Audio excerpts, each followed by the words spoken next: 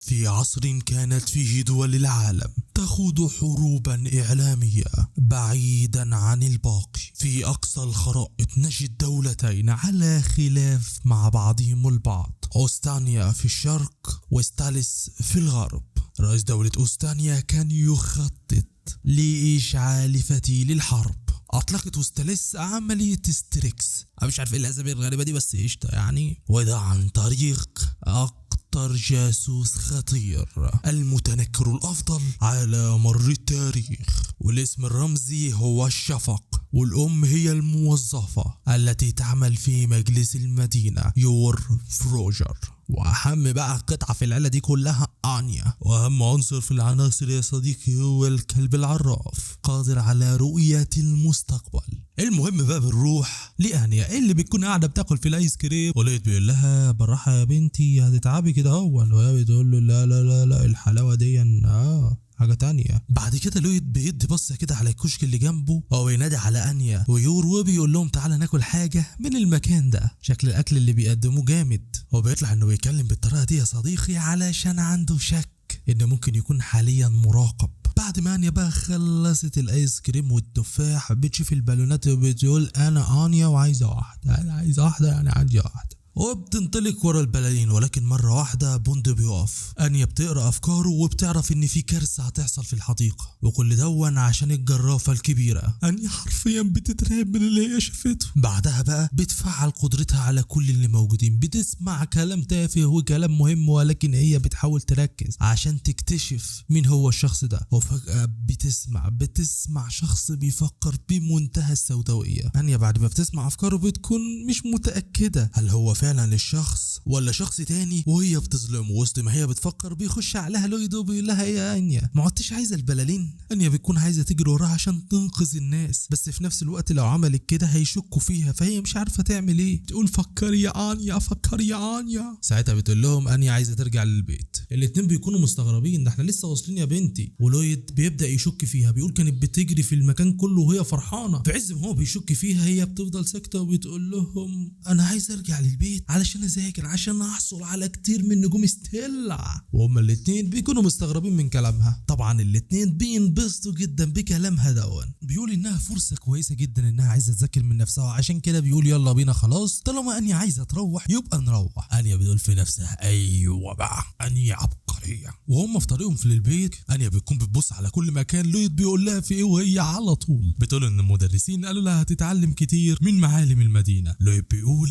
مظبوط، هو ده المتوقع من مدرسين آدن. هو بيقول لها لو في حاجة محيراكي اسألينا. وهم ماشيين انيا بتاخد بالها ايوه هو ده المكان، هو ده البتاع، الراجل ركب دبابة. ساعتها لويد بيقول لها في ايه، فهي بتبص له بتقول له مش عمال البناء بياخدوا راحة في ايام الراحة؟ فبيقول لها ايوه اكيد يا بنتي اكيد لازم يرتاحوا. بتقول له طب ايه ده؟ بيبصوا بيلاقي راجل شغال حتى في يوم اجازته، وبيركز في ملامحه فبيلاحظ ان في هالات سودة تحت عينيه، وده معناه ان في حاجه موتراه. وكمان بيبدا يحلل حرفيا لويد كل حاجه، من بشرته من شكله لاسلوب شغله لكل حاجه حرفيا. هو اكتر حاجه ملحوظه ان الراجل بيشتغل بشكل عنيف، واي غلط ولو صغير منه او حتى من حد معدي ممكن يتسبب في كارثه. وفجاه الراجل بيطلع من الونش وبيقع، العصفوره بتشخ عليه وانتوا بكرامه يعني، وهنا بينفجر من الغضب، بيصرخ بيتجنن وبيجري على الونش بيركبه وهو مش طايق نفسه، وبيفضل يكسر ويهدم، والمرة دي بشكل عنيف لأبعد الحدود. ساعتها لويد بيقول فعلا تحليلي ورأيي كان صح، بيطلب منهم انهم يفضلوا هنا هاديين وهو هيشوف هيعملوا ايه. الراجل بيكون هايج جدا جدا جدا حرفيا، ولويد مش عارف يعمل ايه. بيفكر ما ممكن الراجل دون يهجم على حد، طب ارميه بحجر في دقنه وافقده الوعي، طب اعمل ايه، ما ممكن ما اصيبوش. في نفس الوقت بيلاحظ واحد تاني على طول بيركبه سلكين يا باشا وبيشغله، وهنشهد معركة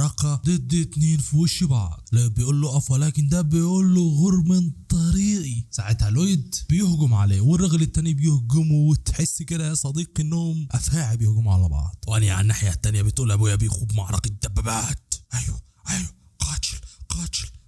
ساعتها يور بتلاحظ ان المبنى على مشك السكوت، وفي راجل عجوز بيعدي من الطريق. ساعتها بتشيل انيا وبتركبها على ظهر بوندو وبتطلب من بوندو انه يهرب من هنا، وهي هتنطلق لمساعدة العجوز. فعلا بتنقذه، والمشهد بيكون بطولي من حماية الاب وانقاذ الام. في نفس الوقت بقى لويد بيكون لسه مع الراجل ده، بيحاول بكل ما عنده حرفيا عشان يهزمه، وفجأة بيبدأ يعمل اعاصير غريبة جدا تحتيه، وبسبب اللي عمله دون الطوب بيتنطر في كل مكان وبيكسر الازاز وبيشبره حرفيا، فالراجل مش عارف يعمل ايه. وساعتها لويد بيقدر انه اخيرا يوقعه من عليه. انيا بتبص البولند وبتقول له انيا والدها انقذت العالم مرة تانية. لا طبعا امال، بس بالهواء يا صديق.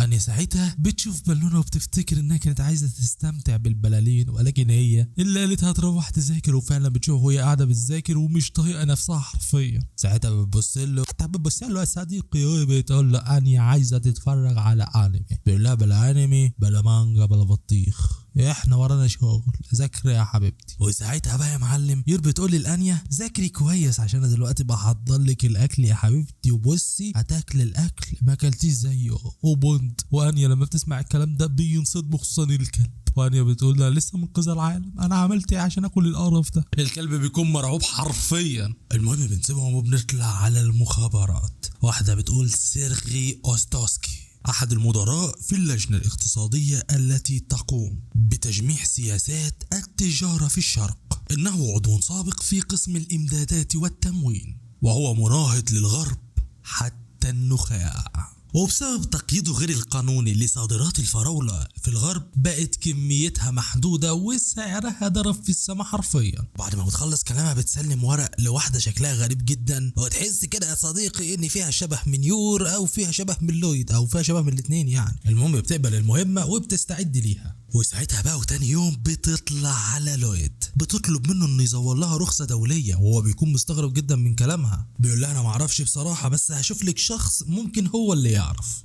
بتقول له انت واثق فيه؟ قبل ما تكمل كلامها بيكون قايل لها لا لا لا لا ما تقلقيش، الشخص ده موثوق جدا يعني. بتقول له شكرا جدا ليك، وبتعتذر له على انها بتعطله، وواضح يا صديقي انها واقعة في الحب. وساعتها لويد بيقول لها طالما ده هيساعد على تحقيق السلام بين الشرق والغرب فأنا على استعداد لأي حاجة. هي بتمشي وبتقول أقسم أنني سأحقق السلام ليس لأجل الشرق أو حتى للغرب، ولكن من أجلك يا لويد. هي قالت له الشفقة صديقي، بس نقول لويد. بتوصل للمكان اللي لويد قال لها عليه وبتكون متوترة جدا. وساعتها يا صديقي بتمسك القلم وبتخبطه في الباب عشان يكهرب الدنيا. بتدخل وبتقول ايه الفخ العبيط ده، ولكن في ثواني تتوالى عليها الضربات، الافخاخ في كل مكان، ولكن دي وحش يا صديقي. وبعدها تقف قدام باب يقول لها ما الذي يملك 4 أقدام في الصباح و2 في الظهر و3 في المساء. وانا يا صديقي احب اقول له من مكاني دون ان دون ودي يا صديقي بما تسمى احلام العصر. والفكره يا صديقي ان البت ايه جامده يعني، ما بيهمهاش تعمل كل ده ولا في لحظه توتر. بتخش بمنتهى البراعه وبتوصل وما بتلاقيش حد، ولكن على طول المسدس في دماغها، والشخص ده بيقول لها لقد وصلت بهذه السرعه. وهي حتى من غير ما تبص له ولا حتى يفرق لها الحوار بتقول له انت فرانكلين؟ بيقول لها اذا انت تعرفيني؟ بتقول له كونيتشوا او كومباوا. لا فعنيك نوتشوا بقى وكومباوا، اكتب لنا في التعليقات. بتقول انا في شغل بيني وبينك عايزاه. ساعتها بينزل المسدس وبيقول لها حلو انت بقى واحده من صحابه. ساعتها بيقول لها ايوه بما ان انا اللي هساعدك فاستعدي، بما انك مزه وانا معاملتي مع المزز معامله خاصه. ساعتها بتسيبه وبتمشي. تقول له شكلي جيت للراجل الغلط. بيقول لها استني بقى انتوا ما بتفهموش ولا بتفهموا في الهزار. بعدها بيقعدوا مع بعض وهي بتقول له انا مش محتاجه توقيعك انت، انا محتاجه توقيع موظف حكومي. بيقول لها انت كده يعني عايزه وثيقه مزيفه مش كده؟ بتقول له بالظبط. بيقول لها خلصانه هاتي بس الورق انت ومالكيش دعوه. ساعتها بقى بيقول لها على كده بقى ايه الاكل اللي انت بتحبيه؟ ايه هو فيلمك المفضل؟ بتحبي تتفرجي على انمي ولا لا؟ ايه نوع الشخصيه اللي انت بتحبيها؟ وبينزل على بس اسئله غريبه كده صديقي. فهي بتقول له انت مالك؟ فبيقول لها لا عشان اوصل المعلومات دي للشخص اللي هيساعدك. فبتقول له ما تحشرش نفسك فيها انت، خليك براها. انا اللي هكلمه بنفسي. هو بقى بيقول لها خلاص يا حبيبتي مش هتعرفي تقابليه لوحدك وبيريح. اما دي على طول بتشد من دراعه بتقول له يلا بينا يلا مفيش وقت. وبالليل بقى فعلا بيكونوا متجهين للشخص ده وهم ماشيين بيقول لها يعني هنخش من غير تنكر، بتقول انا مش هتنكر. بيقول لها ما ينفعش. هو بيكون متهيأ انها هتضطر تغير في شكلها فبيقنعها المعلم بكده وقال ده يا صديقي من خلال الشفق. لما شكلهم بيتغير يا صديقي بيكون غريب فشخ بس قشطه. وهي بتقول له لو طلعت يالا بتكذب عليا الطلاق لا هفشخ. يا معلش يا صديقي على الطلاق بس انا قلتها مكانها يعني. هو فعلا بيكونوا داخلين فالبوتوجارد بيقول لهم انا اسف ولكن ما تقدروش تدخلوا الا لو معاكوا دعوه للمكان. ففرانكي بيقول له ايه يا اسطى انت مش عارفني ولا ايه؟ وبينزل النضاره فبيقول له يا اسطى اعرفك ازاي باللي انت عامله في نفسك وبالجامده اللي جنبك دي. هو مش محتاج بقى اقول لك يا صديقي فرانكي بقى بيزيد ازاي بقى البت دي اللي كل اصدقاء على انها بقى الحب والمب والجو ساعتها البت بتمسكه من دراعه وبتاخده على جنب بتهزق اللي خلفوه. انت بتعمل ايه ياض؟ بتقول له خلي بالك اللي انا على شعره وقتلك انت وكل اللي في المكان ده. المهم بعد ما بيطلعوا بيشوفوا الشخص المستهدف بينزل عليه فرانكي وبيقول له عامل ايه يا صاحبي ما شفتكش من زمان. ولسه بقى يعني هيلطف الدنيا ويمرر الكلام قامت الدبش اللي جنبه قالت انا معايا مهمه ليك. فبيقول لها مهمه ايه؟ بتقول له مش هقول لك اي حاجه غير لما توافق على انك تمسك المهمه. بيقول لها قشطه اتكلمي. فبترمي له ورقه وبتقول له هو ده اللي محتاجه منك خلال 5 ايام. بيقول لها 5 ايام. فبياخد بعضه وبيمشي وبيقول المبلغ زباله والوقت ازبل. انا جاي هنا بس كده عشان صاحبي مش اكتر بجامله يعني لكن شكلي ضيعت وقتي يلا باي من غير سلام. بعد ما بيطلع بيمشي وراه لسه فرانك هيكلمه بيقول له اخرس. ساعتها البت دي بتقول له في 2 ماشيين ورانا وهم اول ما بيشوفهم بيتوتر جدا. ساعتها بياخد بعضه وبيجري عشان يهرب منهم ولكن اول ما بيعدي الشارع بيلاقي واحد في وشه. الراجل كان على وشك انه يديله بالبنيه ولكن تدي لمين ياض انت عبيط. بت بتديله في وشه وبتاخده وبتطلع تجري. الراجل بيقول لها انت عبيطه ولا ايه؟ فبتقول لها ما ساعدتكش ولا حاجه هم كده شافوني وانا معاك فجمعونا. هو بتقول له لو عايزني اساعدك فمشي زبونك الجديد دون ووافق على شغل معاك. وساعتها واحد بيكون ماسك سكينه وعلى وشك انه يخلص عليه لكن دي بتتصدى ليه وبتمسكه برجلها وبتشقلبه حرفيا وبتمسك السكينه.